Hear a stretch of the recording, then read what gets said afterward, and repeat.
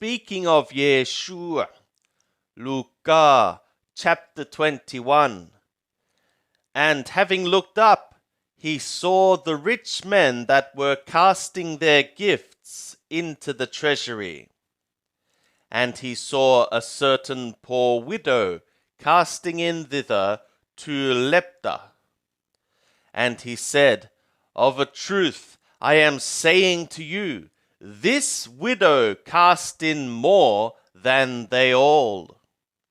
For all these did of their superfluity cast in to the gifts, but she of her lack did cast in all the living that she had. And as some spoke of the temple, how it was adorned with goodly stones and offerings, he said, As for these things which ye behold, the days will come, in which there shall not be left here one stone upon another, that shall not be thrown down. And they asked him, saying, Teacher, when therefore shall these things be? And what shall be the sign when these things are about to become? And he said, Take heed that ye be not led astray, for many shall come in my name, saying, I am he, and the time hath become near. Ye should not go after them. And when ye shall hear of wars and tumults, be not terrified, for these things must needs become first, but the end is not immediately. Then said he to them, A nation shall be raised over a nation, and a kingdom over a kingdom. And there shall be great earthquakes, and in diverse places famines and pestilences, and there shall be terrors and great signs from sky. But before all these things they shall lay their hands on you, and shall persecute you, delivering you up to the synagogues and prisons, bringing you before kings and governors for my name's sake. It shall turn out to you for a testimony.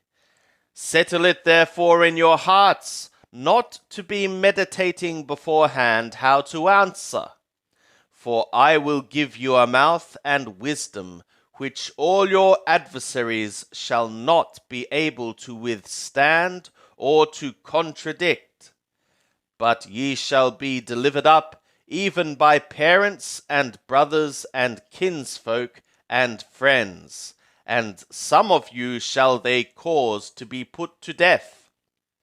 And ye shall be hated of all men for my name's sake. And not a hair of your head shall perish. In your hopeful perseverance get ye your souls. But when ye see Jerusalem compassed with armies, then know that her desolation hath become near. Then let them that are in Judea flee to the mountains, and let them that are in the midst of her depart out, and let not them that are in the country enter therein. For these are days of vengeance, that all things which are written may be fulfilled. Woe to them that are with child, and to them that give suck in those days! For there shall be great distress upon the land, and wrath to this people. And they shall fall by the edge of the sword, and shall be led captive into all the nations, and Jerusalem shall be trodden down of the nations, until the times of the nations be fulfilled. And there shall be signs in sun and moon and stars, and upon the earth distress of nations, in perplexity for the roaring of the sea and the billows. Men fainting for fear and for expectation of the things which are coming on the inhabited earth, for the powers of the skies shall be shaken. And then shall they see the Son of the Man coming in a cloud with power and great glory. But when these things begin to become, look up and lift up your heads, because your redemption draweth near. And he spoke to them a parable. Behold the fig tree and all the trees. When they now shoot forth, ye see it, and know of your own selves that the summer is now near. Even so ye also, when ye see these things becoming, know ye that the kingdom of the God is near.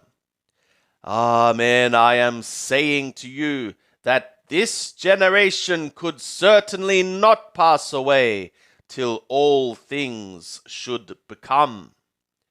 The sky and the earth shall pass away, but my words shall certainly not pass away.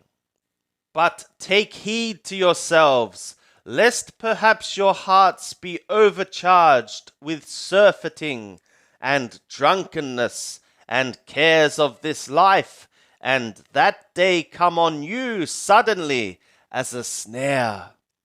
For so shall it come upon all them that dwell on the face of the earth. But be ye keeping watch at every season, making supplication, that ye may prevail to escape all these things that shall become, and to stand before the Son of the Man. And every day he was teaching in the temple, and every night he went out, and lodged in the mount being called of Olives.